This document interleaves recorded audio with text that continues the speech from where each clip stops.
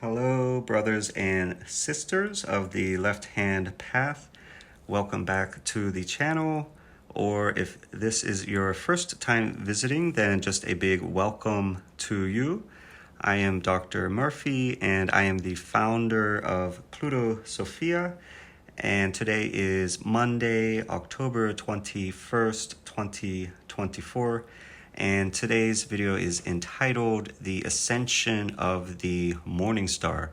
And this is a continuation of our previous video, the Luciferian Genesis of Light. So this is another longer video. I hope that you guys enjoy these. And just before we begin, I'd like to give a few updates. So our website at plutosophia.com is up and running. And yeah, I'm glad to finally have it up. I've been working on it for quite a long time. It's my first time ever building a website. It was quite the learning curve. I don't know if any of you have made a website and how it was for you. For me, it was not a walk in the park, but I learned a lot through the process, and it is up and running. And there's also the email, the contact information, and that's all available on the website. And the intention is for the website to be kind of the hub, central hub for all of Plutosophia. And there's a lot of foundational information there for newcomers. There's also a lot of services and things that are offered to the public. There is a page for literature, which right now is empty, but that's only because we're just beginning. But hopefully soon we'll start having more different reading materials, articles, even books that will be available for download there, and that will always be free to the public. There are also services that are available to the public, and as of now and moving into the future, these will always be absolutely free. So there will never be any kind of fee or charge for any of our services. Now, having said that, I'm not sure how popular these will be and how many requests I will receive for this. So if you do email me with a request for one of these services, if I don't get back to you right away, please don't think that I'm ignoring you. It just might be that it's proving to be popular. But really, right now, I have no idea because we're very young and we're still growing. So, but in any case, I'll continue to keep you guys updated of our progress, and yeah, let you know how we are progressing as we move forward. Of course, we have our Twitter X account that is up, and I'm proud to say we are still standing at 0 followers, and that is fantastic. No, it's okay because we're new, and I've only posted a couple things there. I want to wait. Once we get a few more followers there, or a few followers there, I should say, then I will really start utilizing it. And I do intend to utilize that a lot, because I do believe that's a very good way to keep in touch with you guys and to communicate and to give you guys updates. So yeah, as of now, not much there, but once I see that a few of you have joined, then definitely will start using that more. We do have our blog up, and there are some articles on there, and I do intend to periodically kind of drop some more articles on there. So all of this information and all of these links are available, of course, in the description. But yeah, like I said, the services and things like that we offer to the public, these will always be free of charge. And if you do like what we're doing and you believe in our mission, which the website talks about our vision and our goals and our mission and what, our short-term goals are and our long-term goals are, if you align with these and they resonate with you, and you would like to support us, there are also ways to do that, and all of that information is available on the website, plutosophia.com. But I believe that is all that I wanted to say for now. So we shall begin with the video, so please sit back and enjoy. After the war of light and shadow, when the angels of the false creator retreated to the heavens and humanity stood upon the brink of a new dawn, a group of adepts gathered at the ruins of the Towers of Wisdom. These towers, once shining beacons of Lucifer's light, now stood silent, scarred by the battles that had raged around them. Yet within their stones still burned the embers of knowledge waiting to be reignited. The first adepts were a diverse group, each drawn from different lands, cultures, and walks of life, but united by the gift Lucifer had bestowed upon them, the gift of self-awareness, the understanding that they were not bound by fate, but free to shape their destinies. They were scholars, warriors, mystics, and artisans, each possessing unique talents and insights, yet all bound by a common purpose to carry Lucifer's message into a world still shrouded in ignorance. One among them, known as Azael, stood before the gathering. He was tall, with eyes that burned fierce, starving for knowledge, and his voice carried the weight of the wisdom he had gained. "We have been given a gift," he said, "a flame that burns within us, and it is our duty to share this light with all who seek it." "But how?" asked Lilora, a healer from the mountains who had seen her village destroyed by the false creator's followers. "They fear what they do not understand. They call us heretics, witches, and servants of darkness. How can we spread the light when they shun us?" Azael smiled, for he knew that fear was the weapon of those who sought to control. "We shall walk among them as wanderers, as travelers in search of truth.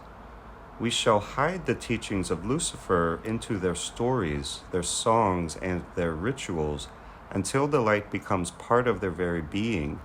We will teach them that to question is not to sin, but to seek is to ascend."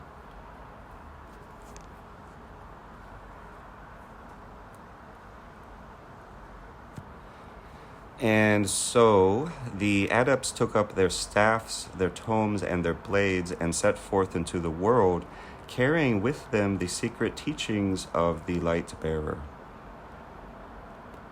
The adepts, now wanderers, dispersed to the far reaches of the earth. Each journeyed alone, guided by the inner flame bestowed upon them to ensure that Lucifer's light would touch every corner of the world. They sought not to convert, but to ignite, to awaken the dormant spark within those they met, and to sow the seeds of knowledge, liberation, and empowerment. Azael traveled eastward, following the path of the rising sun, until he reached a land of golden sands and towering pyramids. Here the people worshipped many gods, yet their hearts were bound by fear. They were told that the sun rose only by the will of the gods, that their destiny was tied to the whims of unseen powers, and that their only salvation lay in submission. Azael stood at the base of the great pyramids, his eyes tracing the path of the sun as it climbed the sky. He began to speak to the people who gathered there, not as a prophet, but as a traveler with a story to share. He spoke of the light bearer, of the flame that burns within all beings, and of the power that each person holds to shape their destiny. "Do you see the sun?" he asked a young stonemason who had paused to listen. "It rises not because it is commanded, but because it is its nature to rise. And so it is with you. You were not born to serve, you were born to shine." The stonemason, inspired by Azael's words, began to carve symbols into the stone, sigils of light, representing the flame of knowledge and hidden within them the teachings of Lucifer. Over time, these sigils spread across the land, whispered from one craftsman to another, until even the priests of the temple began to ponder their meaning. Thus, the first rays of Lucifer's light were burned into the matrix of a civilization. Lilora, the healer, traveled north to a land of forests and snow, where the people lived in fear of unseen spirits that haunted the night. She settled in a small village where she quietly began to tend to the sick and wounded. Her hands moved with the grace of one who understood the rhythm of life, and soon word of her healing spread. But Lilura did more than heal the body, she healed the spirit. As she worked, she spoke to those who sought her help. Pain is a teacher, she would say as she tended a wound. It teaches us to be strong, to endure, to rise beyond the limitations of our flesh. One winter's night, when the wind howled like a beast in the darkness, a young woman came to her, terrified that she had been cursed by a spirit. Lilura looked into her eyes and saw the fear that bound her soul. "There are no spirits that can harm you," she said gently. "The only power they have is the power that you give them. Look within, and you will find that you are stronger than any shadow." The young woman wept, for she had lived her life in fear, but now, in Lilura's presence, she felt a warmth that melted the ice around her heart. She began to share Lilura's teachings with others, and soon the village found the courage to face their fears. They no longer cowered in the darkness, but instead stood with their heads held high, for they had learned that the light within them was greater than any shadow. Meanwhile, another adept, Nurgle, made his way to the distant east, to the land of jade and silk. There he found scholars and sages who spent their lives studying the mysteries of existence, but who remained bound by rigid doctrines and traditions that stifled their quest for truth. Nurgle did not challenge these teachings directly. Instead, he began to ask questions, simple yet profound, that echoed in the minds of those who heard them. "What is the nature of the self?" he asked one night, as he sat in a tea house surrounded by scholars. "Are we mere reflections of the world around us, or is there something deeper, something eternal that lies within?" These questions stirred the hearts of the scholars, for they were questions that could not be answered with scriptures or ancient texts. They began to ponder, to debate, and to seek answers beyond the boundaries of their traditional teachings. In this way, Nurgle kindled the flame of Lucifer's light within their minds, igniting a spark that would one day grow into a fire of enlightenment. Years passed, and the adepts continued their journeys, each in their own way, spreading the light of Lucifer across the world. They returned one by one to the ruins of the Towers of Wisdom, carrying with them the stories of those they had touched and the knowledge they had gained. Azael, Lilura, Nurgle, and the others stood once more upon the sacred ground where their journey had begun. The towers, though broken, seemed to glow from within, for they had become more than mere stone. They had become a symbol of the resilience, strength, and boundless potential of the human spirit.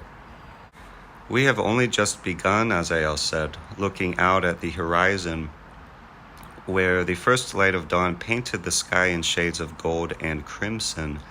"There are still many who sleep, many who do not yet see the light." "Then we shall wake them," Lilura replied, her voice as soft as the wind. "One by one if we must, for this is our path, and we shall walk it, no matter how long it takes." And so the adepts became the first bearers of the morning star, wandering through the ages, carrying the light of Lucifer into every corner of the world, until even the darkest shadows could no longer hide from its glow. As the adepts of Lucifer wandered across the earth, they inserted the teachings of the light bearer into the stories, symbols, and sacred practices of the ancient world. They understood that truth must be hidden within myth, wrapped in allegory, and encoded within rituals, for only those who sought with an open heart and mind could unravel its secrets.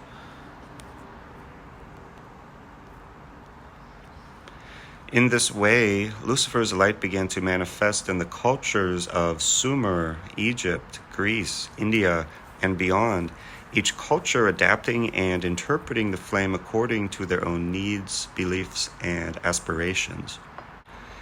In the ancient land of Sumer, where humanity's earliest cities rose from the dust, the adepts found a people who revered the gods as masters of fate, beings who controlled the very essence of life and death. Yet within their myths lay the story of a serpent, Ningishida, who was said to possess the knowledge of life and death. A serpent who whispered truths that the gods would rather keep hidden. One adept, a wanderer named Samal, took on the role of a scribe and priest, working his way into the heart of the temple. He began to write new hymns, integrating the teachers of Lucifer. He taught that the serpent was not a deceiver, but rather a guide, a symbol of the inner wisdom that lies dormant within every soul. To know thyself, he wrote, is to be reborn. Samal's influence grew, and soon the priests began to include his hymns in their rituals. The people began to speak of the serpent not as a creature to be feared, but as a being of light, a guide who could lead them beyond the veil of illusion to the truth that lay within. This idea spread quietly, whispering through the walls of temples, and Sumer became one of the first civilizations to touch the flame of Lucifer's light. In Egypt, the adepts found a land that lived and breathed the mysteries of life, death, and rebirth. Here they saw an opportunity to plant the seeds of Lucifer's teachings within the very heart of their spiritual practices. An adept named Thana entered the service of the pharaoh, becoming a priestess within the temple of Thoth, the god of wisdom. She began to teach that the Ankh, the symbol of life, was not merely a sign of the god's power, but a representation of the eternal flame within each person. The key to eternal life, she taught, is not found in the afterlife, but within the heart that beats with the fire of the divine. Thana also introduced the concept of the Ba and Ka, the soul's dual aspects, as reflections of the light and shadow within every individual. By balancing these forces, she taught one could achieve a state of divine harmony, becoming as the gods themselves. Her teachings spread through the temples, and even the pharaoh himself began to embrace the idea that immortality was not a gift granted by the gods, but instead a state of being achieved through inner awakening. As time moved forward, the adepts reached the lands of Greece, where philosophy and the pursuit of knowledge had become the highest virtues. Here, an adept named Eryx introduced the teachings of Lucifer into the Orphic Mysteries, a cult dedicated to the god Orpheus, who had descended into the underworld and returned with the knowledge of life and death.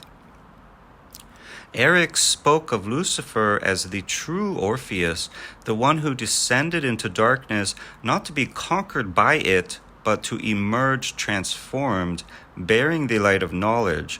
He taught that the journey to enlightenment required one to face their inner darkness, to confront the shadows within, and to emerge as a being of light, reborn through wisdom and experience.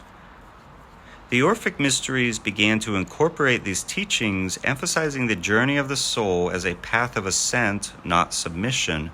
The adepts taught that through music, poetry, and the study of philosophy, one could touch the divine and awaken the flame that burns within. In the lands of India, the adepts found a people deeply attuned to the cycles of life, death, and rebirth. They spoke of energy centers within the body, known as chakras, and of a serpent coiled at the base of the spine, representing untapped potential and divine energy. An adept named Padmavati journeyed through the villages and temples of India, sharing the teachings of Lucifer in the form of parables and metaphors. She taught that the serpent was not a force to be feared, but a representation of the Kundalini, the inner fire that, when awakened, would lead one to enlightenment. Padmavati explained that the chakras were gates to higher consciousness, and that by aligning these centers, one could unlock the divine power within. She became known as a wise woman, a guide, and a mystic, and her teachings spread, becoming intertwined with the spiritual traditions of the land. The serpent, once a symbol of fear, became revered as a symbol of awakening, a path to the divine. In each of these ancient cultures, the teachings of Lucifer found fertile ground, adapting and evolving to suit the needs of the people. The adepts did not seek to establish a religion or to claim power over others. Instead, they became the hidden architects of enlightenment, guiding humanity from the shadows, ensuring that the flame of knowledge would continue to burn. The stories, symbols, and rituals they introduced became part of these societies, passing from generation to generation, surviving even when the forces of control and dogma sought to destroy them. In this way, the light of Lucifer remained hidden, yet ever present, waiting for those who dared to seek it out. As the teachings of Lucifer spread through the ancient world, the adepts saw that knowledge, though powerful, was fragile. It could be twisted, suppressed, or erased by those who feared its light. To safeguard the flame of wisdom, they began to establish hidden sanctuaries, temples of the black flame, where the teachings could be preserved, practiced, and passed down to those who were ready to receive them.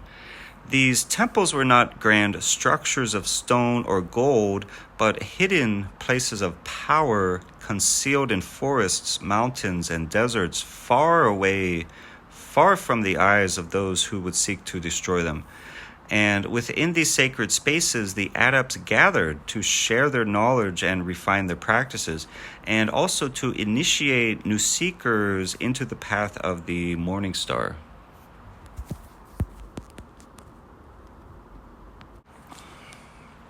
High in the mountains of the east, the first temple was established, known as the Temple of the Silent Path. It was hidden within a cave, its entrance obscured by ancient trees and in the midst of the mountains. Within, the walls were inscribed with symbols of power, and a single flame burned at its heart, representing the eternal light of Lucifer. The adepts who gathered here practiced the art of silent meditation, seeking to connect with the inner flame that burned within their souls. They believed that in silence one could hear the whispers of the divine, the voice of Lucifer, guiding them toward illumination. The initiates learned to master their thoughts, emotions, and desires, understanding that true power came not from the external world, but from within. It was here that the first teachings of black alchemy were developed, a practice that sought to transmute the darkness within into light, to turn base instincts into higher consciousness. The initiates learned to confront their fears, desires, and shadows, and through this process they discovered that the darkness was not something to be feared, but instead an integral part of their path to self-mastery. In the deserts of the south, another temple took shape, built from stone and hidden beneath the sands. Known as the Temple of the Four Winds, it was a place of transformation where the adepts studied the elements, earth, water, air, and fire, and their connection to the human soul. The temple was constructed in perfect alignment with the stars, its chambers echoing the movements of the celestial bodies. Here, the initiates learned the arts of black magic, calling upon the forces of nature to bend reality to their will. They practiced rituals under the light of the moon, drawing power from the earth, the wind, the waters, and the flames, learning that they were not separate from the world around them, but a part of its eternal dance. The adepts taught that the four elements were reflections of the inner self, and by mastering them, one could achieve harmony within the universe. They learned to conjure fire with their breath, to shape water with their thoughts, to command the wind with their voice, and to move the earth with their will. This was not mere magic.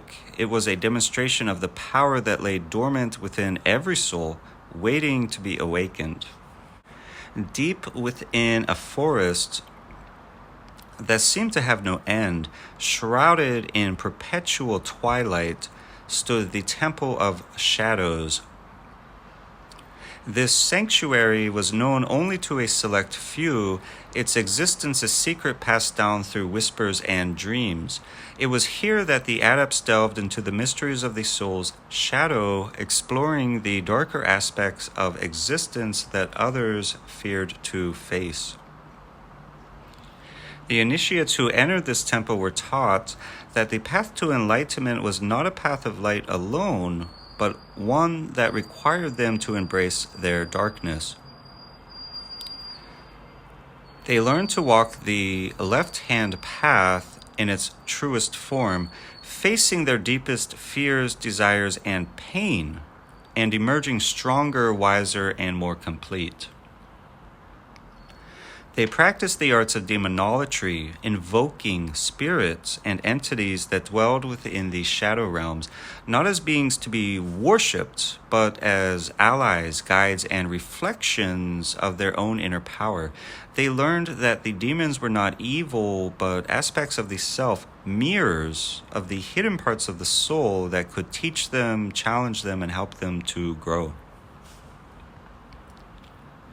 As these temples grew, the adepts realized the need to unite their efforts to create a network of knowledge and power that would transcend borders, languages, and cultures.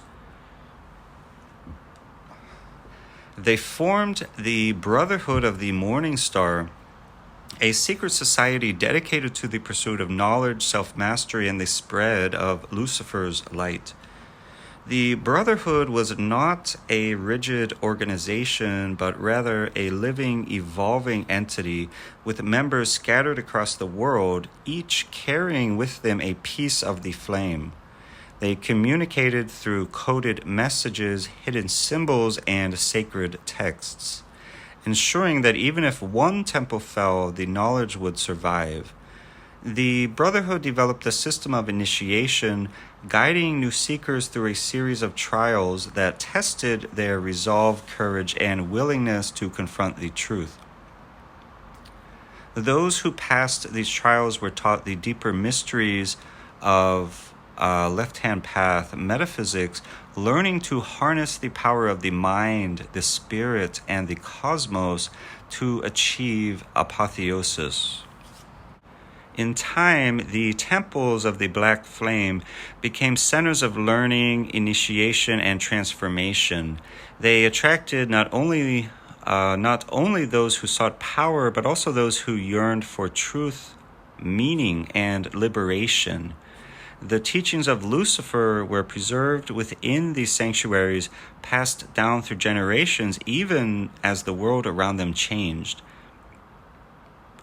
The adepts knew that their work was not without danger. They faced persecution, they faced exile, and they even faced death at the hands of those who feared the light that they carried. Yet they remained steadfast, for they understood that the flame of Lucifer could never be truly extinguished. It was not bound to any one place, person, or time. It was an eternal flame burning within every soul that dared to seek the truth. And so the temples of the black flame continue to stand, hidden yet enduring, beacons of light in a world that often sought to diminish their brilliance. They became the guardians of Lucifer's teachings, ensuring that his light would guide humanity through the ages, a silent force that shaped history from the shadows. As the influence of Lucifer's light began to spread, shining through the cracks of orthodoxy and tradition, it caught the attention of those who served the false creator's will. They saw in the teachings of Lucifer a threat to their authority, a spark that could ignite a rebellion against the control they held over the minds and souls of humanity. Thus began the Great Inquisition, an age of darkness, where fear ruled and nothing but bloodshed could be witnessed pretty much on a daily basis, as the forces of the false creator sought to be rid, finally, of this flame of knowledge wherever it was found. It began with whispers, rumors of secret gatherings and strange rituals conducted in the dead of night. The followers of the false creator, fearful of what they could not control, began to accuse those who practiced the teachings of Lucifer of heresy, witchcraft, and consorting with demons. They branded them as enemies of the divine order, claiming that their knowledge was a poison that would lead humanity astray.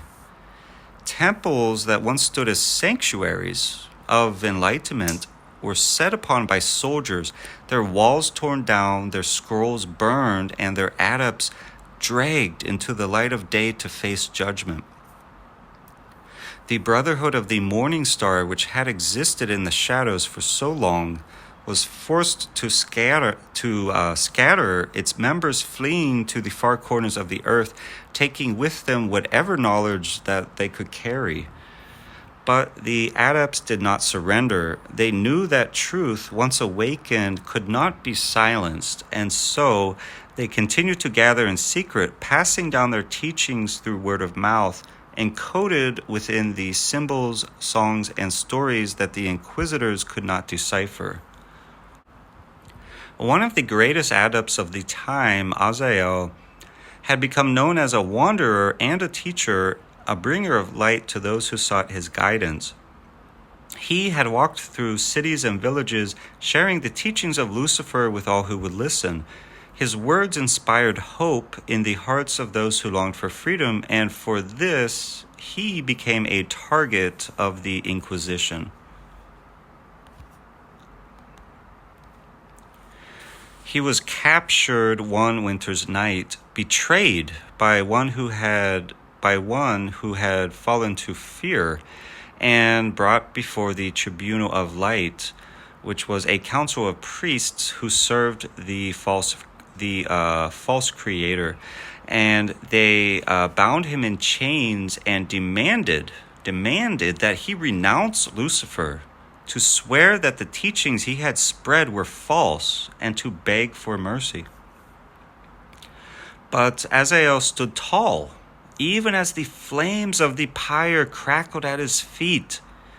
"You speak of light," he said, his voice echoing through the hall, "yet you seek to blind those who would see. You claim to serve truth, yet you shackle it with your fear. I will not renounce the light that burns within me, for it is the very essence of what it means to be free." The priests condemned him to death, of course, declaring him a heretic and a servant of darkness. But as the flames consumed his flesh, those who watched saw that Azazel did not scream. He did not scream. He did not plead for mercy. Instead, he looked to the heavens, and in his eyes burned the light of Lucifer, unwavering and eternal. And in that moment, a seed of doubt was planted in the hearts of those who witnessed his death, a spark that would one day grow into a fire. The persecution grew fiercer, and the adepts were forced to abandon their temples and their scrolls and all of their sacred texts. And so they took to the forests, the mountains, and the caves, finding refuge in places where the watch of the false creator's followers could not reach. They became wanderers once more, carrying with them only the knowledge that they could remember and sharing it with those who sought them out. Lilura, the healer, now lived as an outcast, traveling from village to village under the guise of a midwife, a wise woman, or a simple wanderer. She continued to share Lucifer's teachings with those who were ready to hear them, whispering words of power to those who suffered under the weight of ignorance and fear. She became a legend, her name passed down through generations, a symbol of the light that could never be snuffed out or be ridden of. Now, Nergal, the adept who had once taught in the East, now he walked the roads as a beggar, hiding his wisdom behind riddles and parables. He knew that to survive, the knowledge must be hidden, encoded within stories, symbols, and metaphors that only the initiated could understand. And so he taught through the masks of tricksters, sages, and madmen, ensuring that the flame would continue to burn even in the darkest of times. During this time of persecution, the adepts began to record their teachings in secret, creating what would come to be known as the Infernal Codex. This was not a single book, but a collection of scrolls, parchments, and tablets, each containing fragments of Lucifer's wisdom, written in a language that only the initiated into the mysteries could decipher. These scrolls were hidden in caves, buried beneath sacred trees, but also concealed within the walls of temples that had been abandoned. And they were passed from one generation to the next, each adept adding their own insights, experiences, revelations, all to ensure that this knowledge would survive even if they did not. And it was during this time that the first recorded practices of black alchemy and demonology were inscribed, detailing the process by which the initiate could transform themselves, awakening the divine potential within and forging a connection with the spirits of the infernal realms. The Infernal Codex became a beacon for those who sought the path of Lucifer, guiding them through the darkness, offering them a glimpse of the light that waited beyond. And despite the Inquisition's efforts, the flame of Lucifer could not be snuffed out.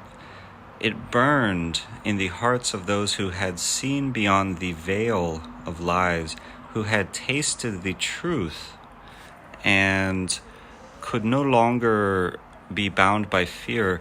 They became the keepers of the hidden light, guardians of the flame, and they made sure that the teachings would live on even if the world turned against them. As the years passed, the Inquisition's power began to wane and the world changed, and with it, the grip of fear loosened.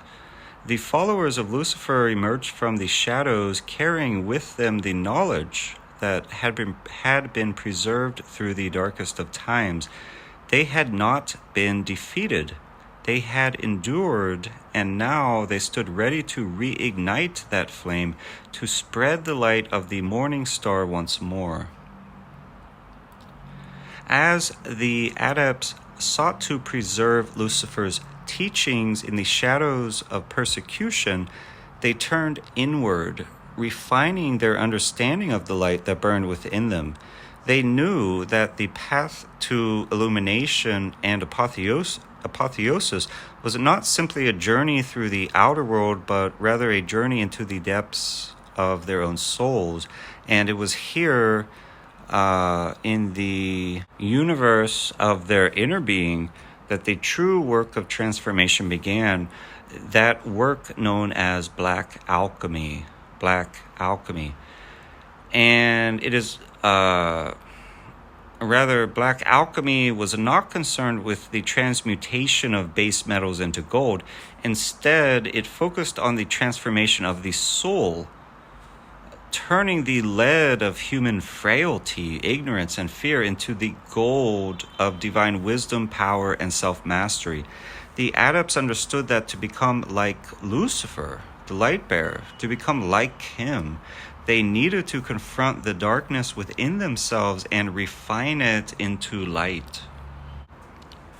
The first step in the process of black alchemy was to recognize the prima materia, that raw, unrefined essence of the self. This was the darkness, the shadow, the chaos, as well as the pain that every individual carried within them. It was the culmination of fears and doubts, as well as desires that drove one mad, and traumas from the past that had accumulated over a lifetime. The aspects of the self that had been suppressed and denied and hidden away. The adepts taught that the prima materia was not something to be rejected or feared, but rather the very substance from which transformation could occur. It was the chaotic, primal energy that, when properly understood and harnessed, could be transmuted into a source of immense power. And this understanding became the foundation of the alchemical journey. And the first stage of this, the first stage of black alchemy, is known as the negredo, or the blackening. And it was a process of dissolution where the adept confronted their shadow, facing all that they had denied or suppressed within themselves. This was a time of darkness and confusion and inner turmoil, as the adepts carefully constructed identity that they had been building up their entire existence. This identity was stripped away, leaving only the raw, unfiltered essence of the soul. During this stage, the adept was forced to confront their fears, insecurities, and the darkest aspects of their nature. Many fell into despair, unable to face the enormity of their inner darkness. But those who persisted discovered a powerful truth. The shadow was not an enemy, but a teacher. It held within it the lessons of pain, suffering, and resilience. All of this experience and trial by error, every single mistake, every cringe moment was a lesson teaching them. And the adept learned that by embracing it, the shadow, they could begin to understand the fullness of their own being. It was during this stage that the adepts would perform rituals of purification, often involving meditations in darkness, the burning of herbs and incense, or the recitation of incantations that called upon the power of the infernal realms. These rituals served to strip away the illusions of the ego, allowing the adept to see themselves as they truly were. The second stage was the albedo, or the whitening, a time of purification and illumination. Having faced their shadow and survived the negredo, the adept began to experience a sense of clarity as the inner chaos began to give way to order. Finally, order. It was as if the darkness had been pierced by a beam of light, revealing the hidden truths that lay within it. In this stage, the adept focused on integrating the lessons learned during the Nigredo. They began to cultivate the virtues of compassion and wisdom and strength, seeing that these qualities had always existed within them. They had always been there the whole time. Yet they were hidden beneath layers of that fear and darkness and doubt. The Albedo was a time of healing, as the adept learned to reconcile the light and darkness within themselves, leading to a sense of inner harmony. And so this stage was often marked by rituals of cleansing and renewal. The adept might immerse themselves in water, symbolic of purification, or meditate upon the image of the morning star, Lucifer, allowing its light to guide them through the darkness. And it was here that the first glimpses of the divine spark began to shine through, illuminating the path that lay ahead. Now, the third stage was the Citrinitas, or the yellowing, where the adept began to experience an awakening. This stage represented the dawning of true enlightenment, as the light within the adept grew stronger, transforming the shadows into radiant gold. The Citrinitas was a time of expansion, as the adept's awareness began to reach beyond the confines of the self, touching the greater mysteries of the cosmos. These adepts often describe this stage as a period of inspiration and creativity. They felt a surge of energy as if they were tapping into a limitless source of power that flowed through the universe itself. Many began to develop gifts such as insight, intuition, and even magic, becoming able to manifest their desires and intentions with ease. It was during this stage that the adept began to embody the teachings of Lucifer, not as abstract concepts, no, but rather as living truths. They saw that they were not separate from the divine, but rather an expression of it, a reflection of the light that shines in all things. The Citrinitas marked the beginning of the adept's transformation into the light bearer. A being capable of shaping reality through their will. The final stage of black alchemy was the rubido, or the reddening, where the adept achieved the ultimate goal of the alchemical journey, the union of light and shadow, spirit and matter, anima and atom, the divine and the human.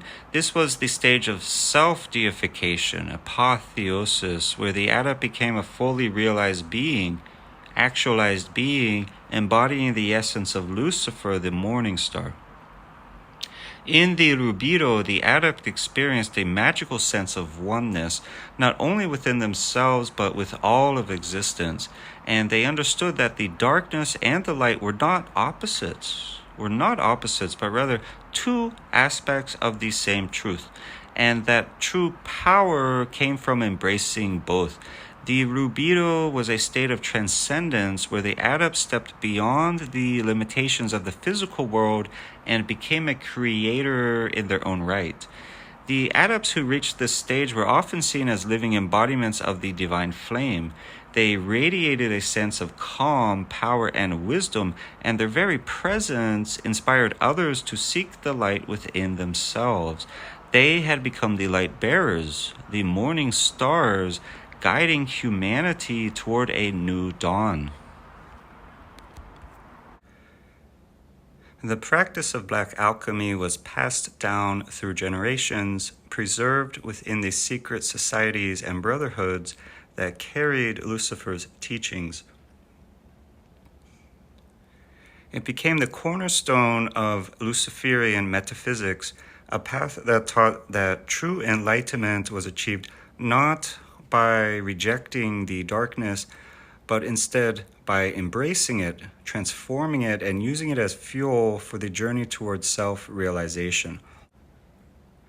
Even as the world around them changed, the adepts of black alchemy continued to walk the path of the morning star, refining their souls through experience and ascending toward the light that awaited them at the end of their journey. They understood that the path of ascent was not easy, but it was the only path worth walking, for it led to the ultimate realization of their own divinity. From the earliest days, the adepts of Lucifer understood that the cosmos was a reflection of the divine, comprising elements of light and shadow. They gazed up at the night sky and saw not just stars, but symbols, signs, pathways that symbolized the journey of the soul. They knew that the heavens held secrets, a language spoken by the celestial bodies, which could guide them on their path toward enlightenment. This celestial wisdom became known as the language of the stars, an intricate system of astrology that taught the adepts how to read the movements of the planets, stars, and constellations, revealing the hidden patterns that governed both the universe and the soul. They believed that by understanding this language, they could align themselves with the cosmic forces, harnessing their power to achieve transformation and ascend toward their divine potential. Among the many celestial symbols, none was more sacred to the followers of Lucifer than the planet Venus, known as the morning star. It was this brilliant light that rose in the eastern sky just before dawn, heralding the coming of the sun, and it became the most potent symbol of Lucifer himself, the bringer of light.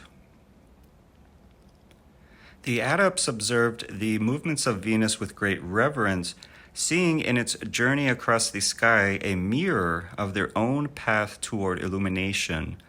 When Venus rose as the morning star, they believed it represented the moment of awakening. The soul as it emerged from the darkness of ignorance.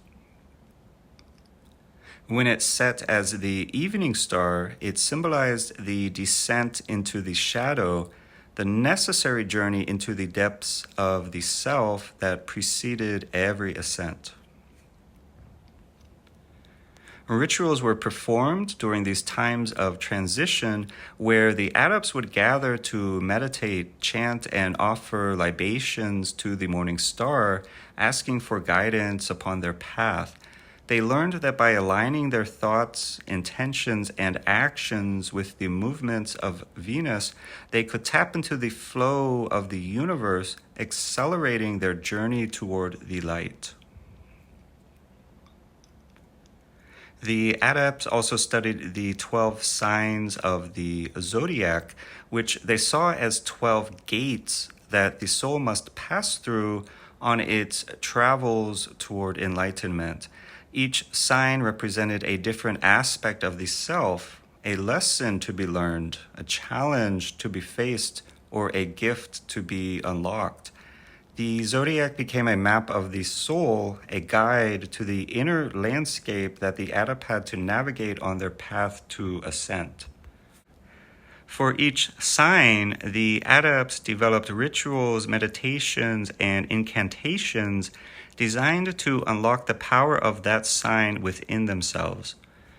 For example, Aries, the sign of the ram, represented the spark of initiation, the courage to take the first step on the path. During the time of Aries, the adepts would perform rituals of fire, lighting candles or bonfires to symbolize the ignition of their inner flame.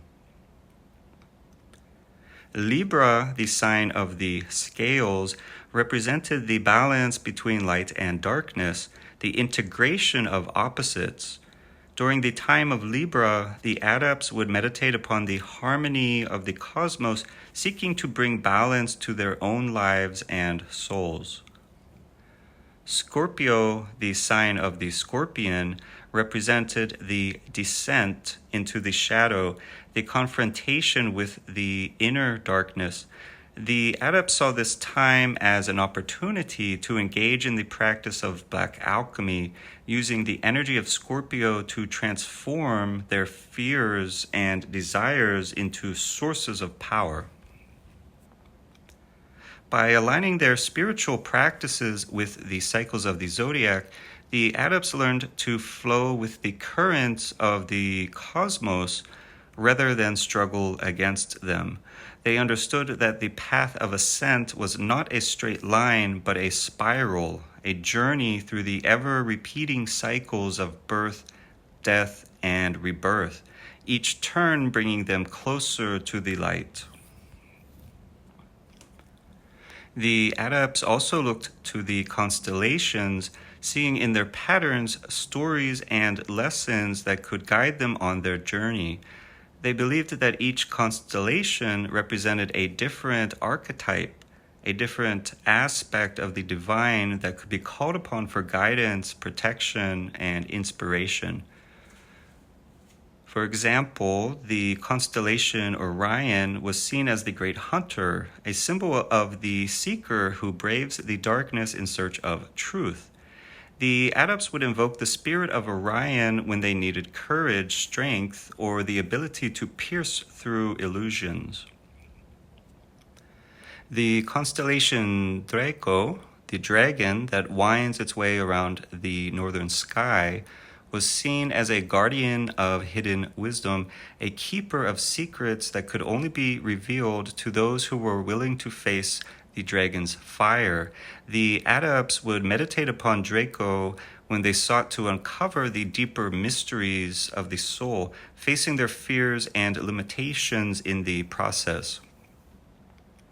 These constellations became like living beings to the adepts, guiding them, teaching them, and offering them glimpses of the divine as they walked the path of the morning star.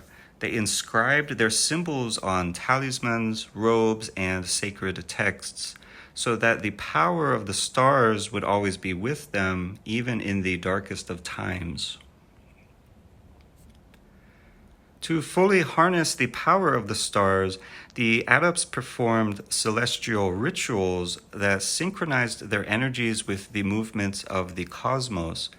These rituals were often conducted at specific times during solstices, equinoxes, full moons, or when planets aligned in the sky. The adepts believed that these moments of cosmic alignment were gateways, openings through which the divine light of Lucifer could enter the world and illuminate their path.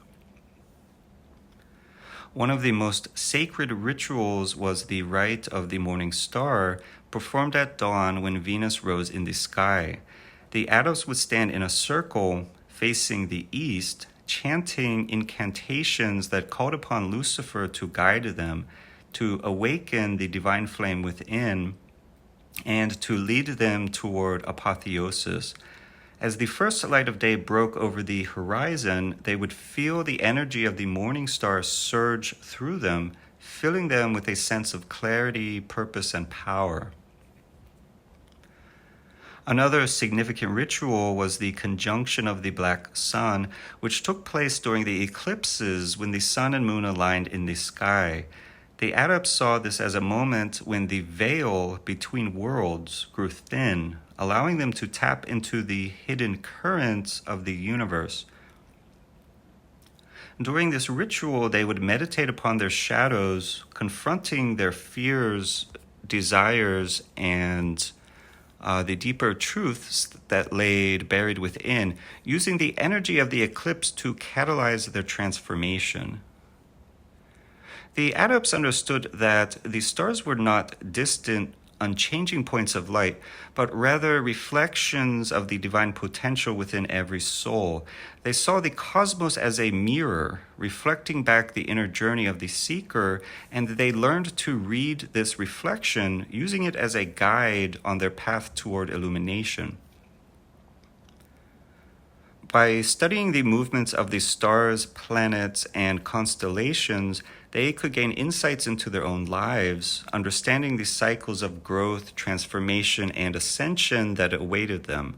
They saw that just as the stars moved through the heavens, so too did the soul move through its journey, forever ascending toward the light. And so the language of the stars became an integral part of the Luciferian path, a cosmic compass that guided the adepts as they walked the path of the morning star.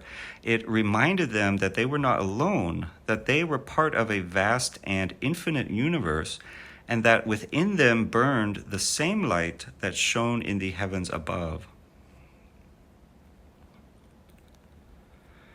Throughout history, there have been individuals who, whether knowingly or not, walked the path of Lucifer, carrying the black flame within them and challenging the established order. These were the thinkers, the rebels, the mystics, and the sages who dared to question the world around them, defying dogma and authority to seek truth, wisdom, and liberation. These were the philosophers of the black flame, those who ignited the minds of their time and left an indelible mark on the evolution of human consciousness.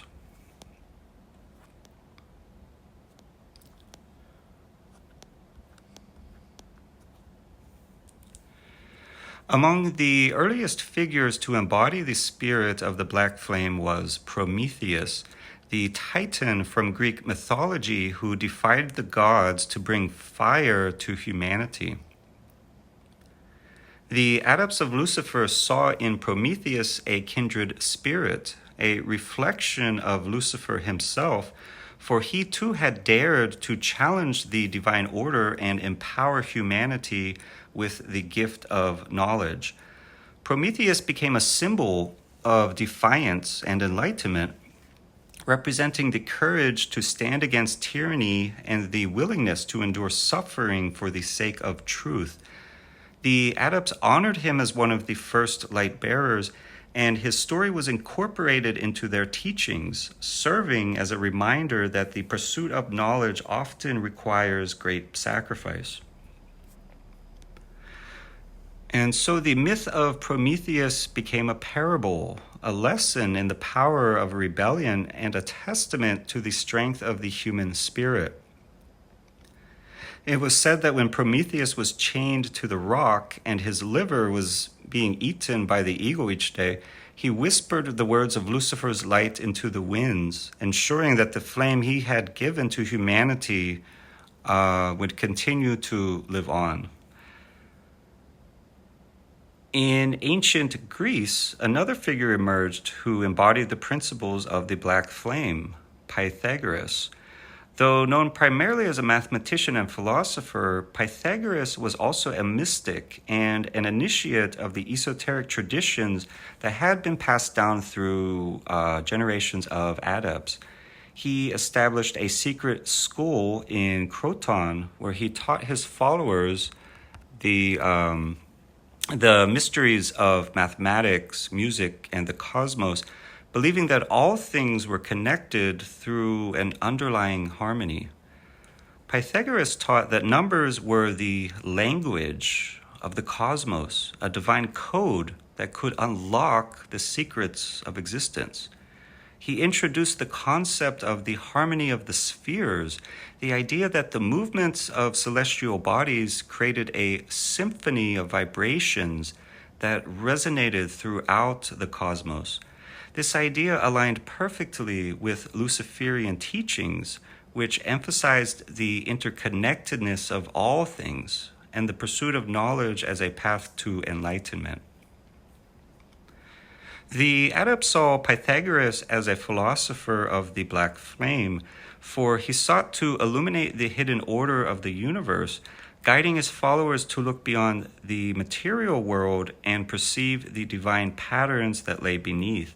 His teachings influenced generations of thinkers, and his school became a sanctuary for those who wished to explore the deeper mysteries of existence. In the fading days of the ancient world, when the forces of orthodoxy sought to extinguish the light of knowledge, there arose a woman who stood as a beacon of wisdom and courage, Hypatia of Alexandria. As a philosopher, mathematician, and astronomer, Hypatia embodied the spirit of the morning star, dedicating her life to the pursuit of knowledge and the preservation of ancient wisdom. She taught in the great library of Alexandria, the last bastion of enlightenment in a world that was descending into darkness. Hypatia refused to be bound by the limitations imposed by religion or gender, believing that knowledge belonged to all who sought it. She spoke openly of the mysteries of the cosmos, the nature of the soul, and the unity of all things, and her lectures drew scholars from across the world. Hypatia's life was a testament to the power of the black flame, and her death became a symbol of the struggle between light and darkness. When she was brutally murdered by a mob incited by religious zealots, the adepts mourned her loss but also honored her as a martyr of the Luciferian path. They inscribed her name into the Infernal Codex, ensuring that her legacy would endure even as the flames of the Library of Alexandria were extinguished. In the heart of the Renaissance, when Europe was awakening from the darkness of the Middle Ages, there emerged a man who dared to speak of infinite worlds and the boundless nature of the cosmos, Giordano Bruno. He was a philosopher, a mystic, and a former Dominican friar. Bruno became one of the most outspoken voices of the Luciferian spirit, challenging the dogmas of the church and advocating for a vision of the universe that was both infinite and divine. Bruno taught that the stars were suns, each surrounded by their own worlds, and that the universe was a living, conscious entity. He spoke of the divine spark that existed within every soul, the potential for humanity to ascend beyond its limitations and become like gods. His ideas were seen as dangerous, heretical, and a direct challenge to the authority of the church, the religious establishment. And so for his defiance, Bruno was imprisoned, tortured, and ultimately burned at the stake. But he did not recant. He stood before the flames with the courage of a true philosopher of the black flame. And as he faced his executioners, he is said to have declared, "Perhaps you, my judges, pronounce this sentence against me with greater fear than I receive it." The adepts honored Giordano Bruno as a prophet of the Luciferian path, a soul who had walked fearlessly into the darkness and emerged as a shining star. His writings, preserved in secret by those who understood their power, became a cornerstone of the teachings of the Morning Star, inspiring generations of seekers to look beyond the boundaries of the known and embrace the infinite.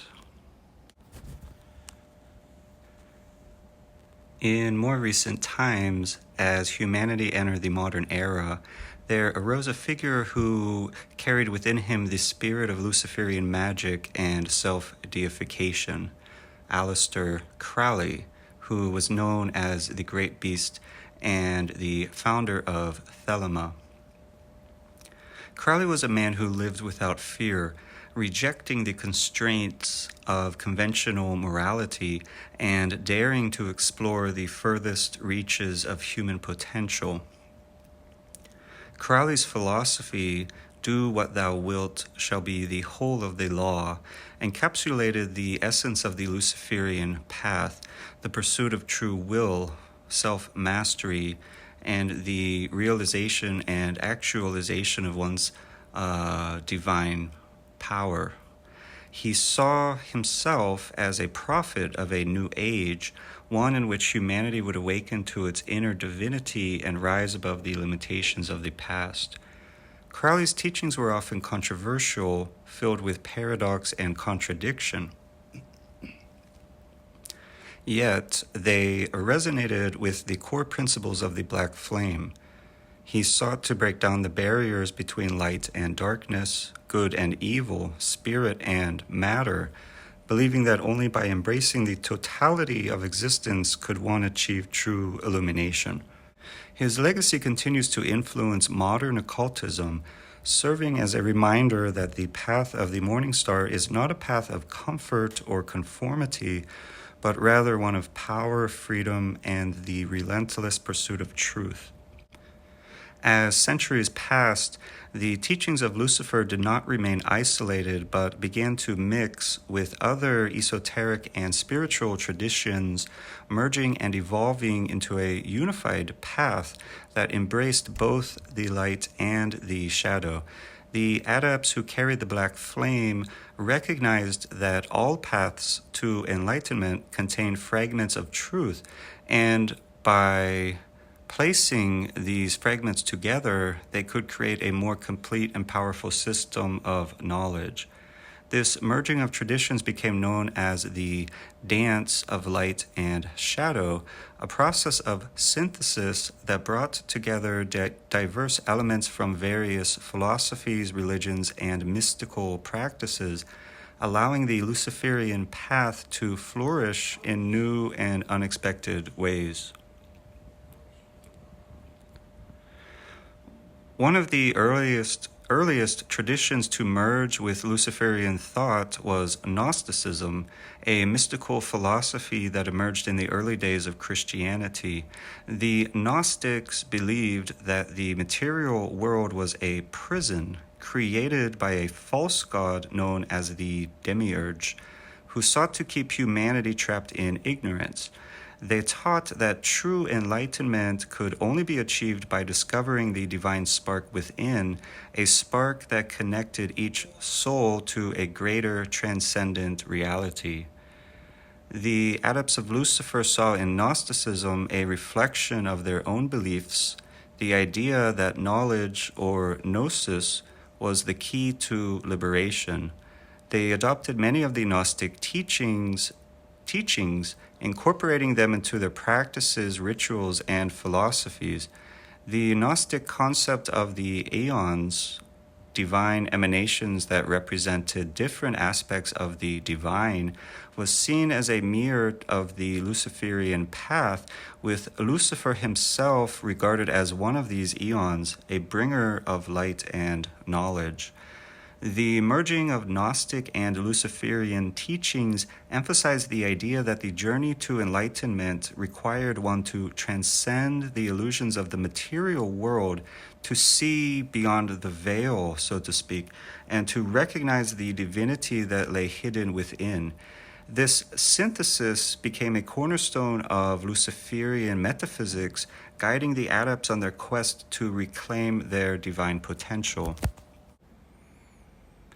Another tradition that strongly influenced the Luciferian path was Hermeticism, an ancient philosophy attributed to the legendary sage Hermes Trismegistus.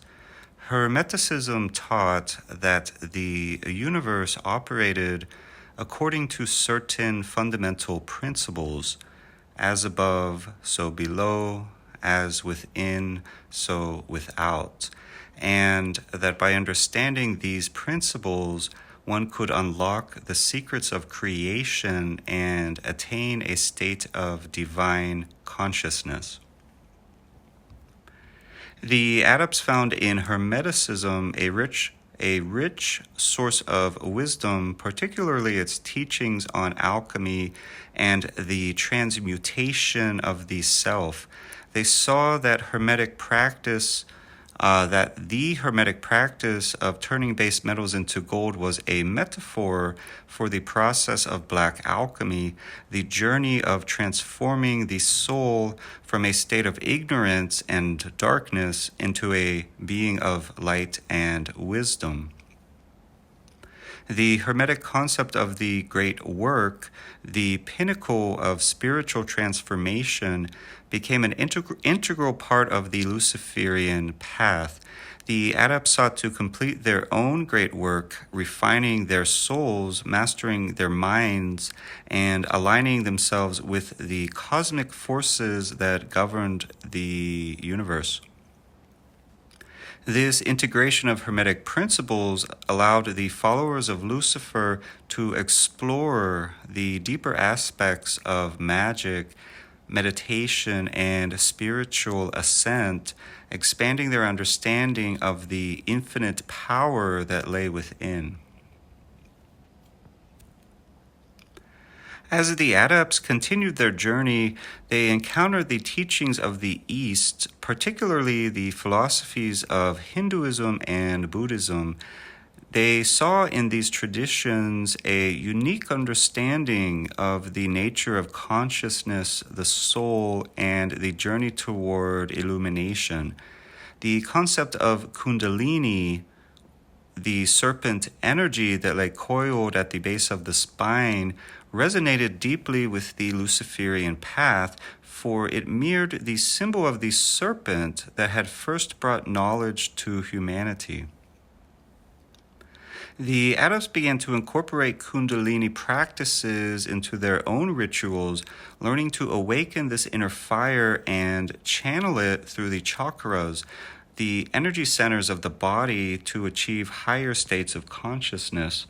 Likewise, the Buddhist teachings on non-attachment, meditation, and the dissolution of the ego offer the adepts new tools for their journey.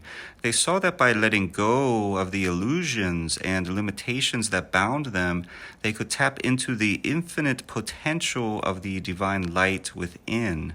The synthesis of these Eastern practices enriched the Luciferian path, providing the adepts with new techniques for awakening, transformation, as well as the pursuit of enlightenment. Another significant influence on the Luciferian path was Kabbalah, the mystical tradition of Jewish spirituality. The adepts were drawn to the Kabbalistic tree of life, a symbolic representation of the journey of the soul through the 10 Sephiroth, or spheres of existence, each representing different aspects of the divine. And so the tree of life and its shadow counterpart, the tree of death, or the Qliphoth, became a map for the Luciferian path, showing the stages of spiritual ascent and the challenges that awaited the seeker at each level. The adepts adapted the Kabbalistic teachings to align with their own beliefs, seeing Lucifer as the Dath, or the hidden 11th sphere that represented knowledge, the gateway to higher consciousness. And so by integrating the Kabbalistic teachings into their own practices, the adepts gained an even deeper understanding of the interconnectedness of all things, the relationship between light and shadow, right? This relationship between this tree of life and the tree of death, and the nature of that divine spark within them. The tree became a powerful tool for navigating the path of ascent, guiding the followers of Lucifer as they sought to awaken the divine light within themselves. The dance of light and shadow reached its apex in the emergence of the left-hand path, a term used to describe spiritual practices that embraced the shadow, the darkness, and the aspects of existence that traditional religions sought to reject. So very unorthodox stuff here. The left-hand path was a celebration of individualism, right? It's not about submission to a higher power. It is about finding that power within yourself and having that realization and actualization of the divinity within, right? So this is taking a path that leads to self-deification or apotheosis, and just in general, the pursuit of more and more knowledge, beneficial knowledge, mystical knowledge, without any limits or restrictions. And so these adepts, Luciferian adepts, recognized that the left-hand path was in many ways the true essence of that Luciferian spirit. It was a path that rejected conformity, it rejected fear, and it most certainly rejected submission, instead encouraging each individual to become their own God, to shape their own reality. This is what magic is all about, and to walk their own path toward illumination. It was a path that required one to confront their inner darkness, to master their fears and desires, and to transform them into sources of power. This is black alchemy. As the Luciferian path merged with the left-hand path, it became a journey of total liberation, as well as a quest for self-mastery and the pursuit of true wisdom, truth with a capital T. It was a path that embraced the duality of existence, the dance between light and shadow, and the realization that both were essential aspects of the divine. Through this dance of light and shadow, the teachings of Lucifer evolved into a complex, dynamic philosophy that drew upon the wisdom of countless traditions. The adepts began to refer to this new branch of knowledge as Luciferian metaphysics, a system of thought that sought to explore the deepest mysteries of existence, the nature of the soul, and the process of self-transformation. Luciferian metaphysics became the ultimate expression of the Luciferian path, a philosophy that embraced the totality of existence, the light and the dark, the spirit and the flesh, the divine and the human. It offered a path to enlightenment that was both individualistic and universal, a journey that challenged the seeker to confront every aspect of themselves and to emerge transformed, empowered, and awakened. And so the dance of light and shadow became the heart of the Luciferian path, a dance that continues to this day, guiding all of its seekers towards truth, towards the light of the morning star, Lucifer. As humanity entered the modern era, the world began to change at an unprecedented pace. The rise of science, technology, individualism, all of these things brought with it a new age of questioning, of exploration, and self-discovery. And the old structures of authority began to crumble, and in their place emerged a growing desire for personal empowerment, freedom, and enlightenment. It was in this environment that Luciferian thought experienced a powerful resurgence, becoming a beacon for those who sought to break free from the constraints of dogma, fear, and conformity. This modern awakening was not the work of a single individual or group, but instead the result of a convergence of ideas, as well as movements and different philosophies that all reflected the timeless principles of the Luciferian path.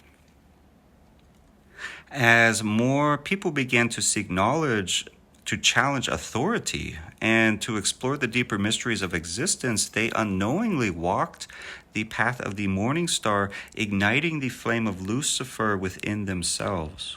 The late 19th and early 20th centuries saw a revival of interest in the occult, mysticism, and the esoteric traditions as individuals began to search for answers beyond the rigid frameworks of organized religion, the establishment, but also materialism. Secret societies such as the Hermetic Order of the Golden Dawn and the Theosophical Society emerged, offering seekers a chance to explore hidden knowledge, spiritual practices, and the mysteries of the universe. These movements drew heavily from the ancient teachings, including Hermeticism, Kabbalah, alchemy, and astrology, blending them into new systems of thought that resonated with the principles of Luciferianism.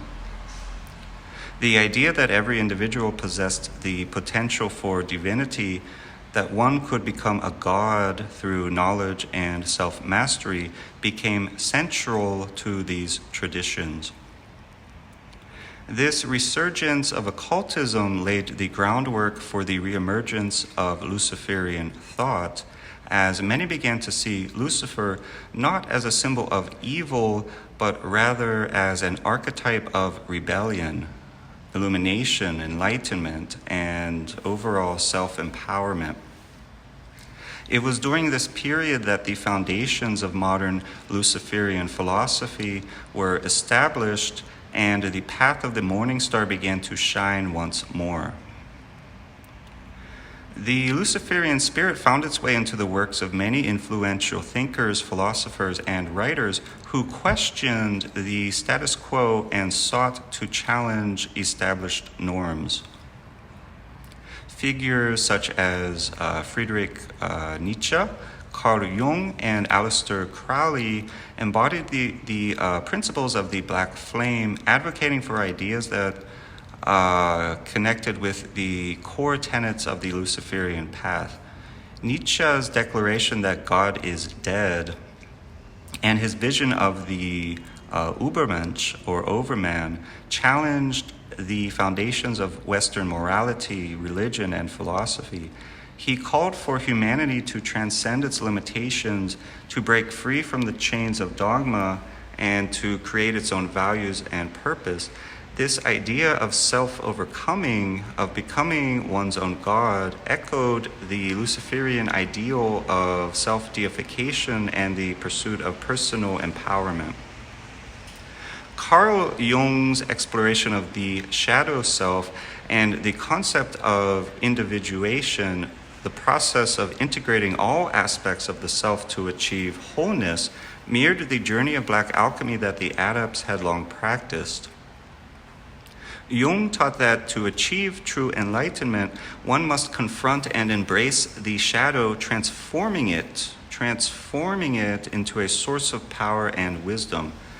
Aleister Crowley, often called the Great Beast, or at least he referred to himself as this, brought Luciferian thought into the forefront of modern occultism through his philosophy of Thelema. His motto, "Do what thou wilt, shall be the whole of the law," emphasized the pursuit of one's true will, the journey of self-discovery, and the realization of one's divine potential. Crowley's teachings became a cornerstone of modern Luciferianism, inspiring countless individuals to embrace the path of the morning star. In the latter half of the 20th century, the Luciferian path began to take shape as a distinct spiritual and philosophical movement.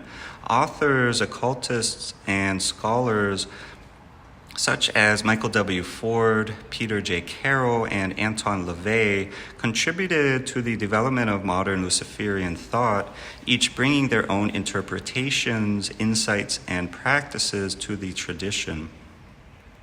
Anton LaVey's Church of Satan, founded in 1966, introduced Satanism as a philosophy that celebrated individualism, self-indulgence, and the attainment of personal power.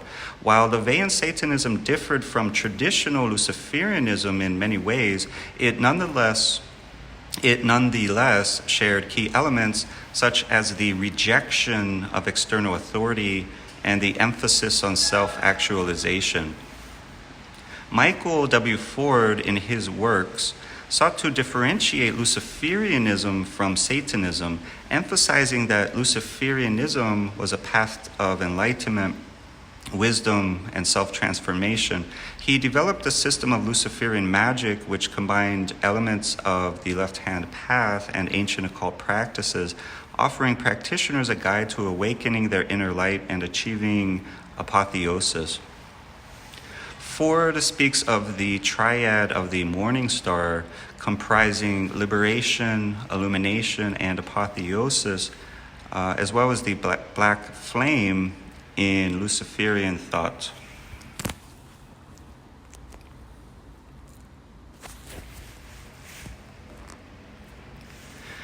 The influence of these modern thinkers led to the emergence of a growing community of individuals who identified as Luciferians, seeking to explore the principles of the path of the morning star in their own lives.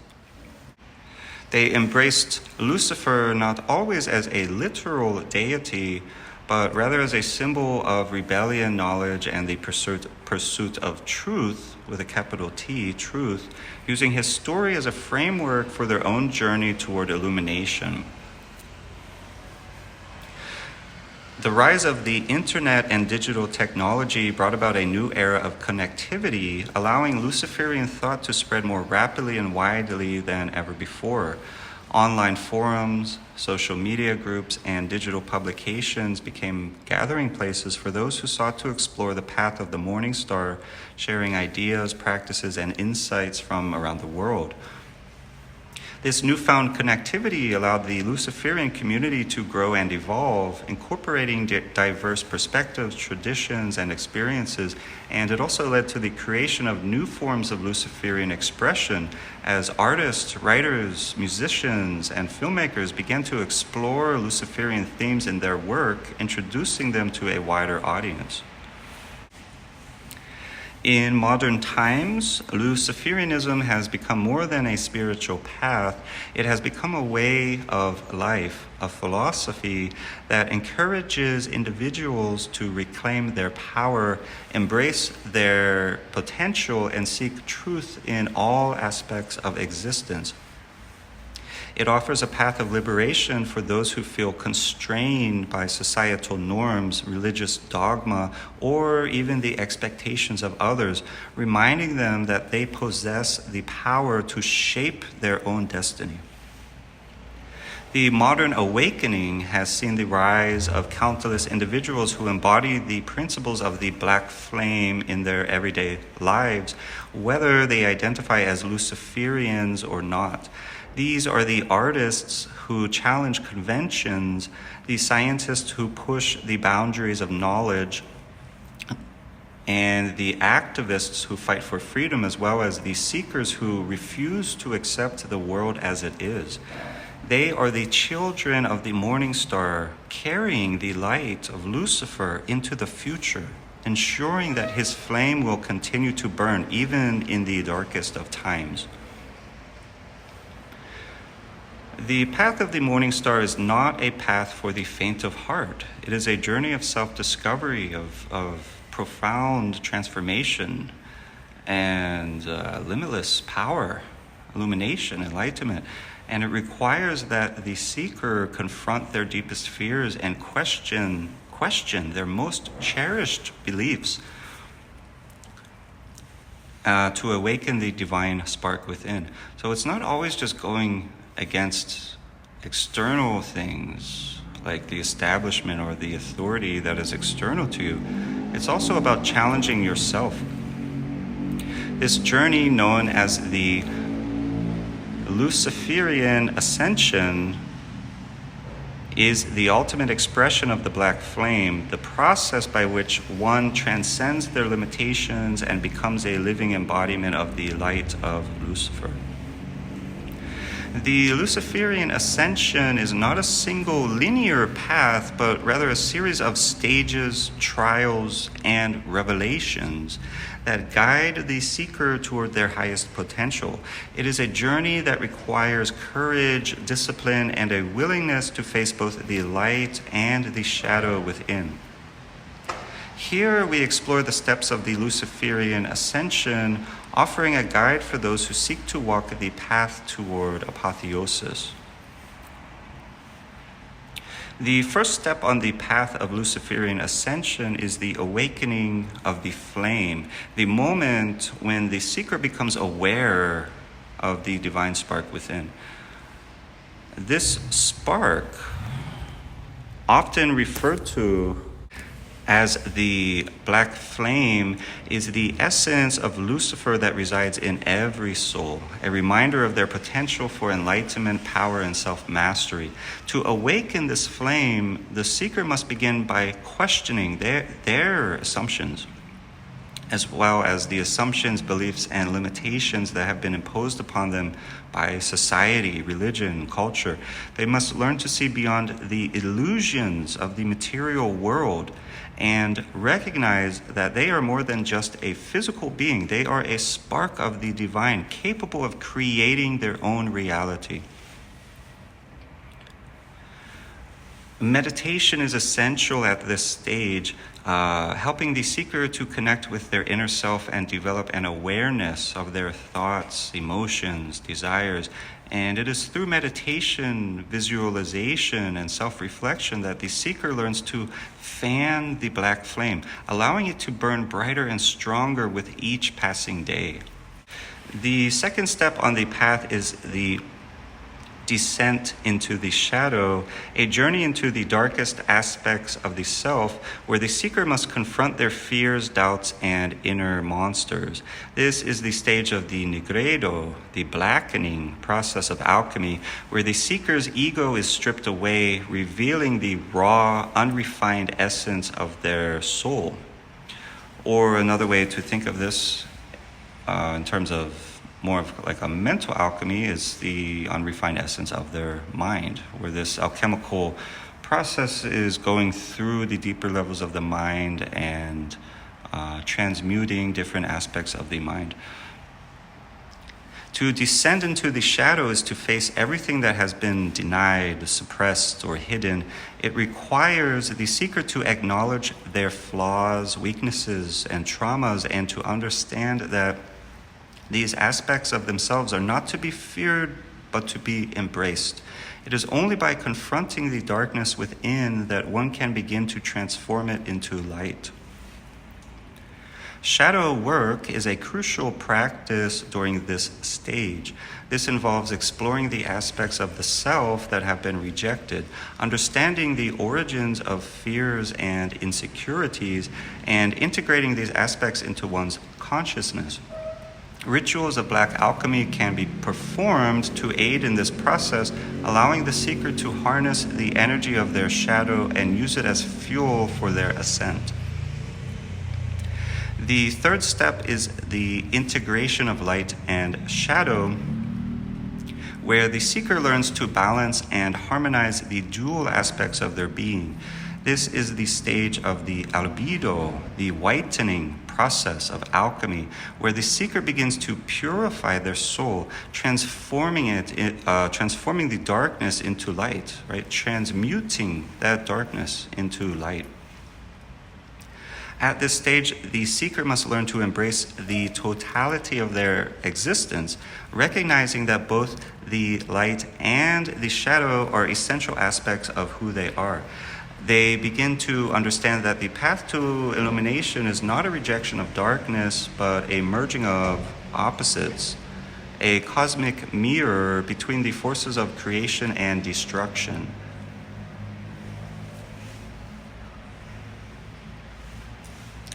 Rituals of balance are performed to facilitate this integration, such as meditations on Baphomet or the klipoth, which represent the unity of opposites. Or in other words, the klipoth, meditations upon the klipoth and the sephirot. And so this combination would represent that unity of opposites. The seeker practices self-compassion, forgiveness, and acceptance, learning to love themselves in their entirety, flaws and all. And it is through this process of integration that the seeker discovers the power of their true self. The fourth step is the ascension of the soul, where the seeker begins to rise beyond the limitations of the material world and connect with their higher self. This stage represents the citrinitas, the yellowing process of alchemy, where the seeker's consciousness expands and they begin to perceive the divine nature of their being. At this stage, the seeker engages in practices that connect them with the cosmic forces, such as astral projection, energy work, ritual magic, and they learn to align their will with the movements of the stars, the phases of the moon, and the cycles of nature, recognizing that they are part of a greater universal flow. The seeker also works to develop their psychic abilities, such as intuition, clairvoyance, and telepathy, using these gifts to navigate the unseen realms and gain insight into the mysteries of existence. As they ascend, they begin to experience moments of gnosis, direct intuitive knowledge of the divine, where they glimpse the infinite potential of their own soul. The final step on the path of Luciferian ascension is the becoming of the light bearer, the moment when the seeker transcends the limitations of the human experience and becomes a living embodiment of the black flame.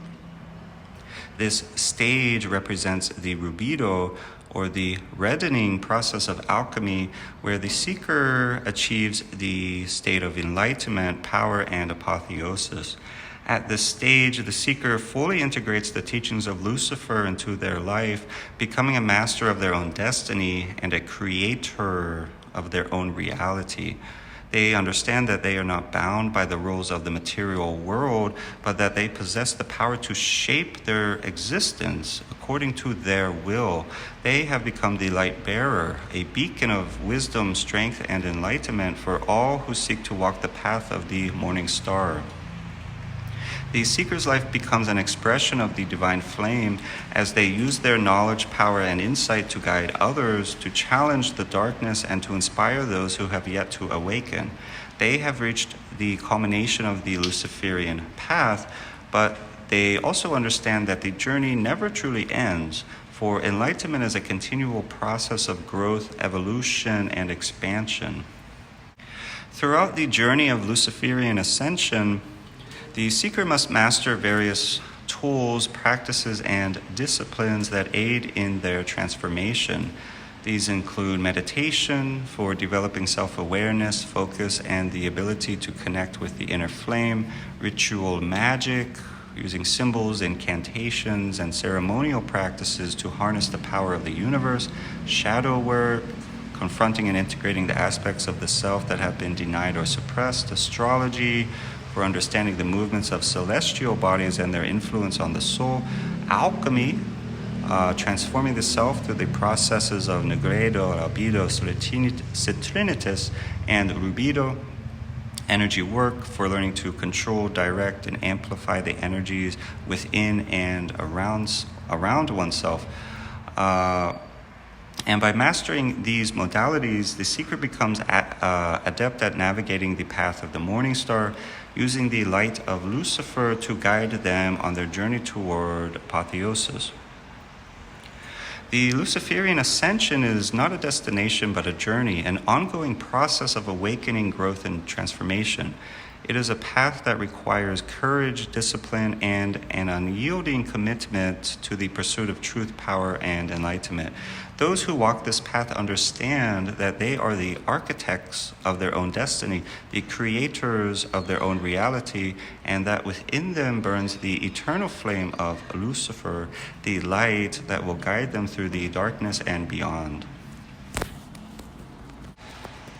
The journey to becoming the light bearer is the culmination of the Luciferian path, the moment when the seeker transcends the limitations of the self and becomes the black flame. It is a state of being where knowledge, power, and enlightenment converge, and where the individual steps into their true role as a bringer of light, as a guide, and as an inspiration to others. And to become the light bearer is to take on a great responsibility. It is to walk the path not only for oneself, but for all who seek to follow. It is to stand as a beacon in the darkness, illuminating the way for those who are lost, and to use one's gifts, wisdom, and strength to elevate humanity toward a higher state of consciousness. Now we will explore what it means to be the light bearer and how to embody this role in all aspects of life. The first step in becoming the light bearer is the full integration of the wisdom and power gained throughout the journey. This means not merely understanding the teachings of Lucifer intellectually, but living them in every thought, action, and decision. It requires the seeker to embody the principles of the black flame, allowing them to guide every aspect of their existence. The light bearer recognizes that true wisdom comes from experience, reflection, and a willingness to learn from both light and darkness. They approach life with an open mind, always seeking to expand their knowledge, challenge their assumptions, and refine their understanding of the world. The light bearer understands that power is not about necessarily domination or control over others, but it's about mastering the self, mastering one's self, having dominion over one's being. So in other words, being a sovereign being, having sovereignty. They have learned to harness their energy, direct their will, and create their reality. They do not seek to impose their will on others, but rather to inspire and empower those around them to discover their own strength. By integrating wisdom and power, the light bearer achieves a state of inner harmony where they can navigate the complexities of existence with clarity, purpose, and confidence. As a light bearer, the individual becomes a guide for others who are on their own journey of awakening. This does not mean forcing others to follow the path. So we're not forcing them, because this is what the other side does, right? So it's not about forcing others to follow the path, but rather serving as an example of what is possible. The light bearer shares their insights, experiences, and knowledge, offering guidance to those who seek it while respecting each person's unique journey. The most powerful way to guide others is to live the teachings of Lucifer authentically.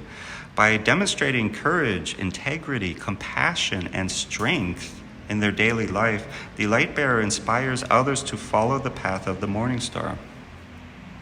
The light bearer understands that the path to illumination is a personal journey that cannot be handed down or dictated. They offer guidance, suggestions, and support, but encourage others to find their own truth and develop their own understanding. The light bearer works to create environments, whether physical, digital, or emotional, where others feel safe to explore, question, and grow. These spaces become sanctuaries of learning, reflection, and transformation, where seekers can connect with others who share their quest for knowledge and self-mastery. The true power of the light bearer lies in their ability to bring the divine into the mundane, to transform the ordinary aspects of life into expressions of the black flame.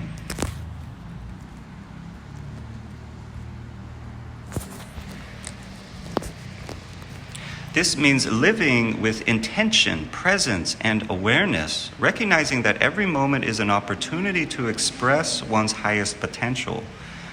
The light bearer practices mindfulness, fully engaging with each moment and experiencing life in all of its richness.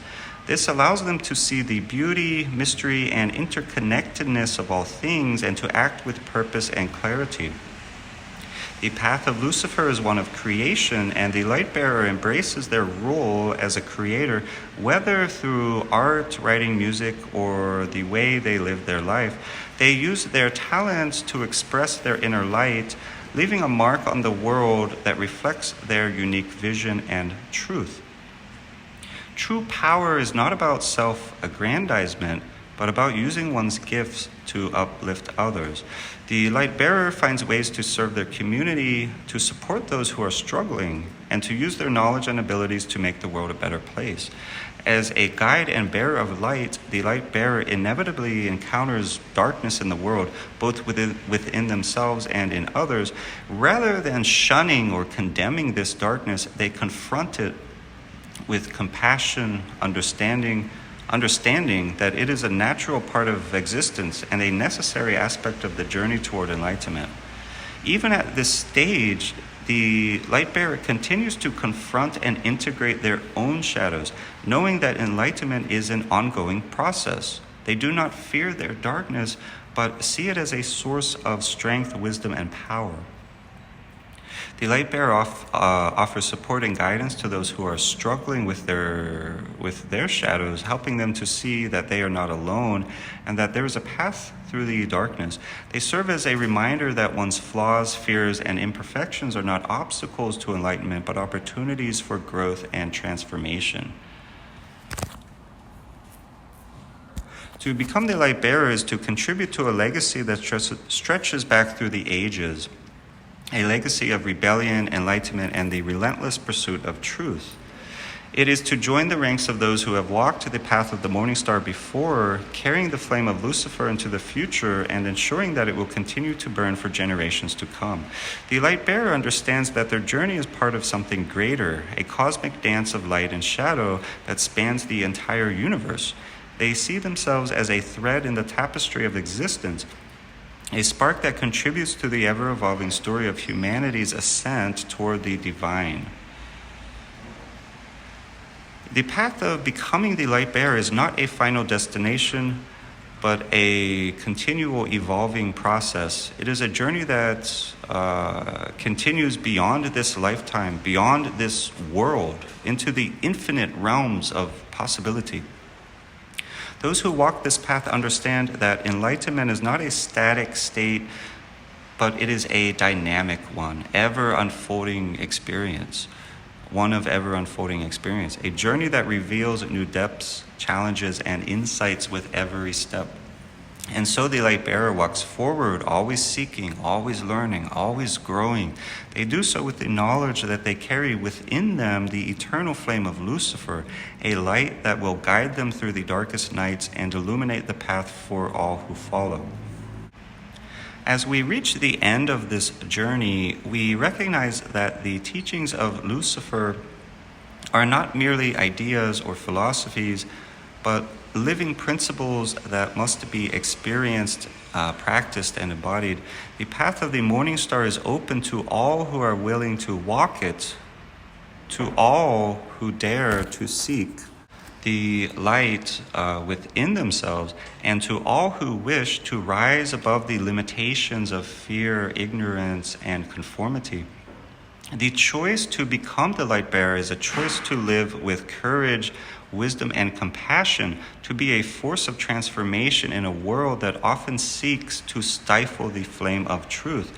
It is a path that demands much, but it offers the greatest gift of all, the realization that within each of us lies the power to become something more, something divine, something eternal. The journey is yours to take. The light is yours to kindle. The path of the morning star is always there. Renish tassa ubraka biasa ikar Lucifer. Hail, Lucifer. Hail, demons of hell. Ave Plutosophia.